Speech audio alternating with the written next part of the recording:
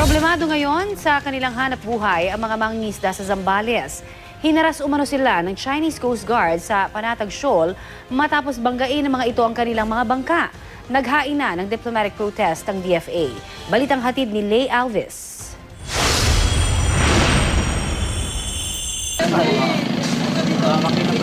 Di maitago ang pagkadismaya ng mga mangingisdang ito nang masira ang kanilang mga bangka. Binangga raw sila ng mga patrol boat ng Chinese Coast Guard nang tangayin sila ng alon sa Bajo de Masinloc o Panatag Shoal noong isang linggo.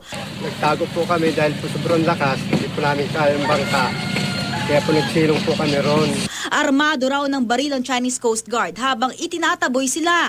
Nasira ang katig ng tatlong bangka, ang FVOG Barbie, FV Ocean Glory at FV Ana Marie. Mabuti at walang nasaktan sa mga mangingisdang Pinoy. Napilitan na lang po kami umuwi kahit po malakas dahil po sa ginawa nila sa amin. Nagsakripisyo po kami, lumangoy, tinalian po yung katig namin para makawi lang po kami.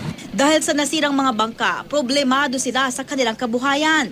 Panibagong tensyon na naman ito sa pagitan ng Pilipinas at China kaugnay ng agawan ng teritoryo sa West Philippine Sea. Ang Department of Foreign Affairs naghain ng 2 diplomatic protest. Ang una para sa umunoy panghaharas ng Chinese Coast Guard sa mga mangingisdang Pinoy sa Bajo de Masinloc.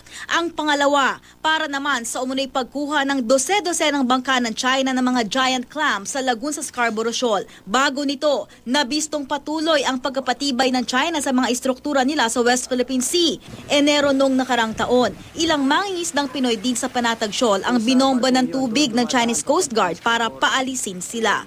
Lay Alves, GMA News.